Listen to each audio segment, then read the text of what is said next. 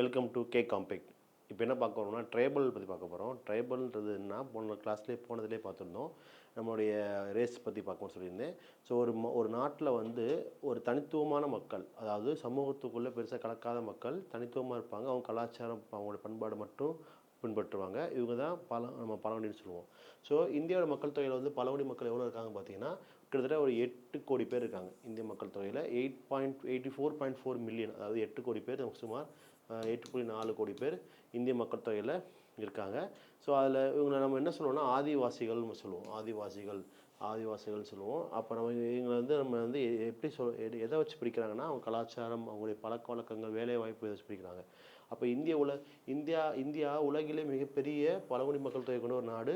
கிட்டத்தட்ட 84.4 மில்லியன் மக்கள் தொகை கொண்ட ஒரு நாடு பழங்குடி பாப்புலேஷனில். இந்த ஆதிவாசிகள் ஏழ்மை சமூகத்தில் ஒன்றாகும். மேலும் பெரும்பான்மையான வேட்டையாடுதல், விவசாயம், மீன்பிடித்தல் போன்ற தொழிலை நம்பியிருப்பார்கள். சரியா? ஓகேவா? சரி. ஸோ இந்த முக்கியமான பழங்குடி மக்கள் இந்தியாவில் யாருக்கும் பார்த்தீங்கன்னா சில குரூப் ஆஃப் பீப்புள் இருக்காங்க. அதில் ஃபஸ்ட்டு யார் பார்த்தீங்கன்னா இந்த கோண்டாஸ்மாங்க. கோண்டா, சாந்தலா, காசி, அங்கமீஸ், பில்ஸ், புட்டாஸ், கிரேட் அந்தமான்ஸ். ஸோ இவங்களாம் யாரும் பார்த்தீங்கன்னா இந்தியாவுடைய முக்கியமான பழங்குடி மக்கள் பிரிவில் இருப்பாங்க. ஸோ சொன்ன மாதிரி வந்து இவங்க எதை எப்படி நம்ம பிரிக்கிறோம் அப்படின்னா, அவங்க கலாச்சாரம், மொழி, வாழ்க்கை நிலை, அவங்களுடைய இந்தியாவுடைய ஒரு நில அமைப்பு, அவங்க பரவியுள்ள அளவு. ஸோ அவர்கள் ஒவ்வொரு தனித்துவமான கலாச்சாரங்களையும், மொழிகளையும், வாழ்க்கை முறைகளையும் கொண்டவர்களால் இது இந்தியாவின் பன்முகத்தன்மைக்கு பங்களிக்கிறதுன்னு சொல்கிறாங்க. சரியா? அப்போ இதுதான் இந்தியாவோட முக்கியமான அம்சங்கள். அப்போ இந்தியாவில் அதிகமான பாப்புலேட்டட் ட்ரைபல் யாருன்னா இந்த சாந்தலாஸ் தான். இந்தியாவுடைய ஒரு அதிகமான ஒரு குரூப் ஆஃப் எந்த குரூப் இருக்காங்க, சாந்தலா இருக்காங்க. ஓகேவா? சரி. ஸோ அப்போது நம்ம சொன்ன மாதிரி வந்து most of Indian tribals belong to negroids, Australoids, Mongoloids. நான் சொன்ன முன்னாடி பார்த்துருந்தோம். ஸோ பெரும்பான்மையான இந்திய பழங்குடிகள் நீக்ரோட்ஸ், ஆஸ்திரேலியாட்ஸ், மங்கோலியா இனங்களை சேர்ந்தவராக இருக்காங்க. So India more than 50 distinct tribal groups are separate across the India. இந்தியாவில் நாடு முழுவதும் 50க்கும் மேற்பட்ட தனித்துவமான பழங்குடி மக்கள் வளராங்க. அதாவது 50 குரூப்புக்கு மேலே தனித்துவமான பழங்குடி மக்கள் இங்கே வாழ்ந்துட்டு இருக்காங்க. ஓகேவா? சரி. அதில் சிலது பார்க்கலாம். First one Bhils. இந்த பில்ஸுன்றவங்க என்ன சொல்லுவாங்க, பில்ஸ் நம்ம ஆல்ரெடி சொன்னேன் உங்களுக்கு சின்ன பாயிண்ட் போன வீடியோவில். ஸோ என்ன சொல்லியிருப்பேன்னா, பில்ஸ் வந்து இந்த பவுமேன் அர்த்தம்னா இந்த வில் வீரர்கள்னு சொல்லுவாங்க. இவங்க எல்லாருமே இவங்க எங்கே அதிகமாக இருக்காங்க, ராஜஸ்தான் பகுதியில் இருக்காங்க. சரியா? ஸோ இவங்க இந்தியாவுடைய one of the largest tribe, ஒரு முக்கியமான பெரிய ட்ரைபாக அங்கே இருக்காங்க. எங்கெங்கெல்லாம் பரவி இருக்காங்கன்னா மத்திய மற்றும் ராஜ்புட் பில்ஸ்ன்னு சொல்லி பிரிப்பாங்க. இவங்க 2 வகையாக பிரிப்பாங்க. என்ன பிரிப்பாங்கன்னா central pure Bhils and eastern Rajput பில்ஸ்ன்னு பிரிப்பாங்க. ஓகேவா? ராஜஸ்தானின் வில் வீரர்கள் என்று அழைக்கப்படும் பில்ஸ் தெற்காசியாவில் மிகப்பெரிய பழங்குடியாகும். ஸோ அவர்களை மத்திய தூய பில்ஸ் மற்றும் கிழக்கு ராஜ்புத் பில்ஸ் என்று 2 வகையாக அந்த பில்ஸ் குரூப்பை பிரிப்பாங்க. ஓகேவா? அடுத்ததாக வந்து இந்த கோண்டாஸ்ன்றவங்க யாருன்னா வந்து இந்த மத்திய இந்தியாவில் வனப்பகுதிகளில் அதிகமாக இருக்காங்க. கோண்டர்கள்னு சொல்லுவாங்க, கோண்டாஸ். ஸோ இது one of the largest group in India.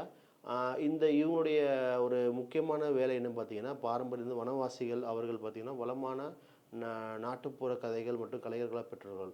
They are traditionally forest dwellers and they known for the rich folk art. அதாவது அவங்க வந்து சொன்ன மாதிரி வனவாசிகள், வனங்கள் நம்பி தான் இருப்பாங்க. அது போக அவங்களுக்கு சிறப்பம்சம் என்ன அப்படின்னா, இந்த நாட்டுப்புற கலைஞர்கள் அதிகமாக அந்த நாட்டுப்புற பாடல்கள் இசைப்பதில் தலை சிறந்தவங்க கோண்ட்ஸ். இந்த படத்தில் இருக்கிறவங்க தான் கோண்ட் வம்சம் சேர்ந்தவங்க. அடுத்ததாக சாந்தலா. ஸோ சொன்ன மாதிரி இந்தியாவில் வந்து one of the largest tribal யாருன்னா அது சாந்தலா. ஸோ 3rd லார்ஜஸ்ட் இருக்காங்க. நம்ம ஆக்சுவலாக வந்து ஒவ்வொரு டேட்டா ஒரு மாதிரி இருக்கும். இப்போ நம்ம ஸ்கூல் புக்கில் வந்து ஃபஸ்ட்டு பில்ஸ் இருக்குது, செகண்ட் கவுண்ட் இருக்குது, 3rd சாந்தலா இருக்குது. ஆனால் ஒரு சில டாக்குமெண்ட்ஸில் வந்து சாந்தலா ஃபஸ்ட்டு இருக்கா. ஸோ நம்ம ஸ்கூல் புக்கே ஃபாலோ பண்ணுவோம். அப்போ bills first, second count, 3rd யார், சாந்தலா. ஸோ சாந்தலா வந்து 3rd tribal in India. Most of எங்கெங்கே பரவியிருக்காங்கன்னா வெஸ்ட் பெங்கால், ஜார்க்கண்ட், ஒடிசா, பீகார், அஸ்ஸாம் பகுதிகளில் பரவியிருக்காங்க. இப்போ இவங்களை பற்றி இங்கே பார்த்தீங்கன்னா வரலாறு ரீதியாக பார்த்தீங்கன்னா இந்த சாந்தலா புரட்சின்னு சொல்லி நமக்கு 1855 வந்து ஸ்டார்ட் பண்ணியிருக்காங்க, பிரிட்டிஷ் காலனி எதிர்த்து. ஸோ அதில் முக்கியமான பங்கு இங்கே இருக்குது சாந்தலா பழங்குடி பற்றி. அடுத்ததாக முண்டாஸ் அண்ட் காசிஸ். ஸோ முண்டா பழங்குடி பார்த்திங்கன்னா எங்கே பரவியிருக்காங்கன்னா ஜார்க்கண்ட் பகுதிகளில் அதிகமாக பரவியிருக்காங்க. ஸோ முண்டார்களுக்கு அர்த்தம் என்னென்னா, முண்டான்ற வார்த்தைக்கு அர்த்தம் வந்து வில்லேஜ் ஹெட்மேன்பாங்க. அந்த தலைவர்கள், அந்த கிராம தலைவர் பேர் தான் முண்டர்கள்னு சொல்லுவாங்க.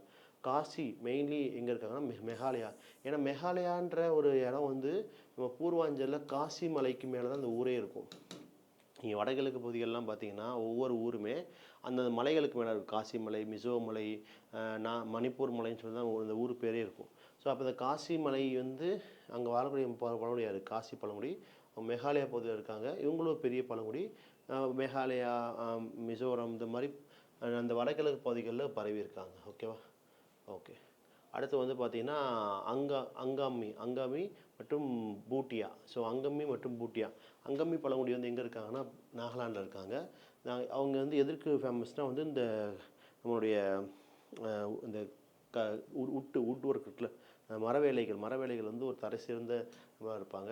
அவங்களுடைய முக்கியமான ஒரு திருவிழா பார்த்திங்கன்னா செக்கோரணி திருவிழான்னு சொல்லுவாங்க. செக்கோரணி ஃபெஸ்டிவல் வந்து ரொம்ப முக்கியமான ஃபெஸ்டிவல் அங்கம்மாளுக்கு. சரி, பூட்டாஸ் வந்து இங்கே டிபெட்டன் ஆரிஜின்.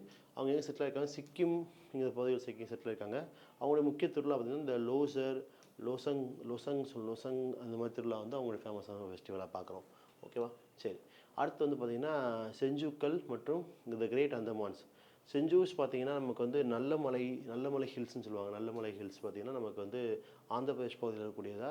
ஸோ அங்கே இருக்கக்கூடிய அங்கே பழங்குடிக்கு என்ன பேர்? செஞ்சுக்கள்னு சொல்லுவாங்க. செஞ்சுக்கள் எங்கே வாழ்கிறாங்க? ஆந்திரா பகுதிகளில் வாழ்கிறாங்க, நல்லமலை பகுதிகளில். சரியா? இந்த நாகார்ஜுனா சாகர் புலிகள் சரணாலயம் தெரியும் உங்களுக்கு, ஆந்திர பிரதேஷில் இருக்குது. ஸோ அங்கே தான் அந்த செஞ்சர்கள் அதிகமாக வர்றாங்க. ஓகேவா? அடுத்த முக்கிய பழங்குடி வந்து அந்தமானிஸ், த கிரேட் அந்தமானியன்ஸ். இவங்க வந்து பார்த்தீங்கன்னா நீக்ரோட்ஸ் மனதினத்தில் வந்தவங்க. இந்த சாந்தலாஸ் இவங்களாம் இந்த இதுலேருந்து ஆரிஜின் இருப்பாங்க. அப்போ இந்த great Andamans negritos origin inhabit of the Andaman island. Negritos வம்ச வழியாக சேர்ந்த இந்த கிரேட் அந்தமான் தீவுகளில் வசிப்பவர்கள் இவர்களாலுமே. ஓகேவா? ஸோ அடுத்த வந்து தமிழ்நாட்டுடைய முக்கியமான பழங்குடி பற்றி பார்க்க போகிறோம். ஸோ தமிழ்நாடோட முக்கிய பழங்குடி எங்கெங்கே வசிக்கிறாங்கன்னா நீலகிரி பகுதியில் பெரும்பான்மையாக இருக்காங்க. இப்போ இந்தியாவில் பார்த்தீங்கன்னா நமக்கு வந்து ரிசர்வேஷன்ஸ் தான் கொடுப்பாங்க. இப்போ எலெக்ஷனில் வந்து எஸ்சி எஸ்டிஸ் கொடுப்பாங்க. அதில் நீலகிரியில் மொத்தம் 2 தொகுதிகள் இருக்குது. எஸ்டிக்கு பழங்குடி தொகுதி 2 இருக்குது. இந்தியாவில் மொத்தமே 2 தொகுதி தான் இருக்குது சட்டமன்ற தொகுதி எஸ்டிக்கு. இந்தியாவில் வந்து மற்ற ஸ்டேட்ஸ் மாதிரி கிடையாது. தமிழ்நாட்டை பழங்குடி கம்மி தான். அதில் யார் அதிகமாக இருக்காங்கன்னா கோடாஸ், இருளர்கள், குறும்பாஸ், படகாஸ், பலியாஸ் அண்டு காட்நாயக்காஸ். அதாவது இந்திய பழங்குடிகளில் முக்கிய பழங்குடி யாருன்னு பார்த்தீங்கன்னா நீலகிரியில் உள்ளனர். அவங்க யாருன்னா தோடர்கள், கோடர்கள், இல்லர்கள், குறும்பர்கள், படகார்கள், பாலியர்கள் மற்றும் காட்டு நாயக்கர்கள். இவங்களாம் யாருன்னு பார்த்தீங்கன்னா முக்கியமான பழங்குடி. 2011 பார்த்தீங்கன்னா மக்கள் தொகைப்படி நம்ம மாநிலத்தில் 38 பழங்குடிகள் குரூப்புன்றாங்க. 38 பழங்குடி பிரிவுகள் தமிழ்நாட்டில் மட்டும். சரியா? ஓகே. அதில் சில பழங்குடி பார்க்கலாம். ஃபஸ்ட்டு வந்து தோடாஸ் பார்க்க போகிறோம். தோடாஸ்ன்றவங்க யாருன்னா வந்து எருமை மேற்பாளர்கள்னு சொல்லுவாங்க. சரியா? இவங்க பார்த்தீங்கன்னா live in munds and follow a cosmetic conscious then the dentry worship. அதாவது தோடர்கள் எருமை மேய்ப்பவர்கள், மாண்டர்கள், அதாவது முண்டாஸ்ன்னு சொல்லுவாங்க. முண்டாஸ்னால் அவங்களுடைய அந்த வாழக்கூடிய அந்த குடில் இருக்கிற முண்டும்பாங்க. ஸோ வாழ்கிறார்கள் மற்றும் தெய்வ வழிபாடு விட ஒரு பிரபஞ்ச உணர்வை பின்பற்றினர். அவங்களுடைய இது பார்த்திங்கன்னா ஒரு இந்த காஸ்மிக் எனர்ஜி அந்த மாதிரி அதில் பிலீஃப் நம்புவாங்க. ஓகே. அடுத்து படகர்கள் நீலகிரியில் வசிக்கின்றனர். பழங்குடி என வகைப்படுத்தவில்லை. தேயிலை மற்றும் உருளைக்கிழங்கு போன்றவற்றில் விவசாயத்தை பெயர் பெற்றவர்கள். இந்த படகாஸ் வந்து பார்த்திங்கன்னா அவங்க வந்து நீலகிரியில், பட் அவங்க வந்து எஸ்டின்னு சொல்ல முடியாது. ஏன்னா சொல்ல மாதிரி வந்து அவங்க சில பேர் வந்து எம்பிசி கேட்டகரியில் இருக்காங்க. ஸோ படகாஸ்ன்றது பார்த்திங்கன்னா ஒரு வேளாண் குடி. அவங்க நீலகிரியில் இருக்காங்க. இந்த டீ, பொட்டேட்டோ இதில் வந்து அவங்க பெரும்பான்மை உற்பத்தி பண்ணுறாங்க. ஓகேவா? அடுத்து வந்து இந்த குறும்பர்கள், இருளர்கள். Kurumbas was known as a black magic workings as a plantation labours. அதாவது ஒரு காலத்தில் வந்து இந்த சூனியங்களில் இந்த குறும்பர்கள் தான் வைப்பாங்க. இந்த ஏதாச்சும் ஒரு பில்லி சூனியங்கள் இதெல்லாம் பார்த்திங்கன்னா குறும்பாஸ் வந்து ரொம்ப ஃபேமஸான ஒரு குரூப் அதில். ஸோ இப்போ அவங்களாம் அதை விட்டுட்டு தொழிலாளிகளாக மாறிட்டாங்க, லேபர்ஸாக இருக்காங்க, அக்ரிகல்ச்சர் லேபராக இருக்காங்க. ஸோ அதை பற்றி கொடுத்துருக்காங்க. சரியா? அடுத்து இருளர்கள் ரொம்ப முக்கியமானது. ஸோ தமிழ்நாட்டில் படகாஸ் தான் வந்து பெரிய ஒரு பழங்குடி. அதுக்கு அடுத்த பழங்குடி யாருன்னா இருளர்கள். இருளர்கள் பார்த்திங்கன்னா இந்த பாம்பு பிடி வீரர்கள்னு சொல்லுவாங்க. இப்போ இந்த ரீசெண்டாக கூட மூவி வந்துச்சு ஜெய் பீம் சொல்லி, அதை கூட வந்து காமிச்சிருப்பாங்க அவங்க பாம்பு பிடிக்கிற மாதிரி. ஸோ அப்போ அந்த இருளாஸ்ன்றவங்க யாருன்னு பார்த்தீங்கன்னா இந்த பாம்பு பிடி வீரர்கள்னு சொல்லுவாங்க. சரியா? ஸோ இது ஆல்சோ ஸ்னேக் கேச்சர் அந்த வெனம் கலெக்டர். அதாவது படகாஸ்கள் பிறகு 2வது பெரிய இனம் இது இருளர்கள். நீலகிரி பகுதியில் வசிக்கிறார்கள். பாம்பு பிடிப்பதிலும் விஷத்தை சேகரிப்பதிலும் வல்லவர்கள். ஸோ இது ரொம்ப முக்கியமான பழங்குடி இருளாஸ் பற்றி. அண்டு பாலியர்கள், காட்டுநாயக்கர்கள். பாலியர்ஸ் பார்த்திங்கன்னா வந்து உணவு சேமிப்பதில் வந்து முக்கியமான பங்கு வகிக்கிறவங்க. இவங்களும் பார்த்திங்கன்னா ஒரு விவசாயிகள் தான், விவசாய குடி தான். இவங்க அங்கே அதிகமாக எங்கே பரவியிருக்காங்கன்னா பழனி மலைன்னு சொல்லும்போது மதுரை, தஞ்சாவூர், கோயம்புத்தூர் மாவட்டத்துக்குள்ளே இவங்க அதிகமாக பரவியிருக்காங்க. அடுத்ததாக காட்டு நாயக்கர்கள் பார்த்தீங்கன்னா, இந்த அதாவது அவங்களோட இசை கச்சேரிகள், அதாவது இந்த கொட்டடிக்கிறது இந்த மாதிரியான ஒரு இசை கச்சேரிகள் வாசிப்பதில் ரொம்ப ஃபேமஸான ஒரு குரூப் தான் காட்டு நாயக்கர்ஸ். ஹிஸ்டாரிக்கலாக பார்த்தீங்கன்னா அவங்க வந்து வேட்டையாடு வேலைகள் பார்த்தவங்க தான். இப்போ அவங்க வந்து முழுக்க முழுக்க அந்த இசை சார்ந்த கலை சார்ந்த விஷயத்தில் இறங்கிட்டாங்க. ஸோ இதுதான் இந்தியாவுடைய முக்கியமான பழங்குடிகள். அண்ட் தமிழ்நாட்டில் பார்க்குற பழங்குடியில் வந்து படகாஸ், இருளர்கள் வந்து ரொம்ப முக்கியமான பழங்குடி. ஸோ அப்போ நம்ம பார்த்த மாதிரி தமிழ்நாட்டில் மட்டும் 35 குரூப் இருக்காங்க. இவரை பாதுகாக்க தமிழக அரசும் நிறைய திட்டங்கள் வச்சுருக்காங்க. இப்போ ரீசெண்ட் தொல்குடின்னு சொல்லி ஒரு திட்டங்கள் கொண்டு வந்து பழங்குடி மக்களை பாதுகாக்க அரசு கொண்டு வந்துச்சு.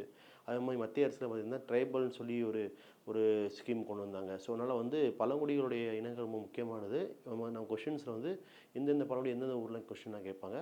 ஸோ கண்டிப்பாக எல்லாத்தையும் பாருங்கள். Thank you all.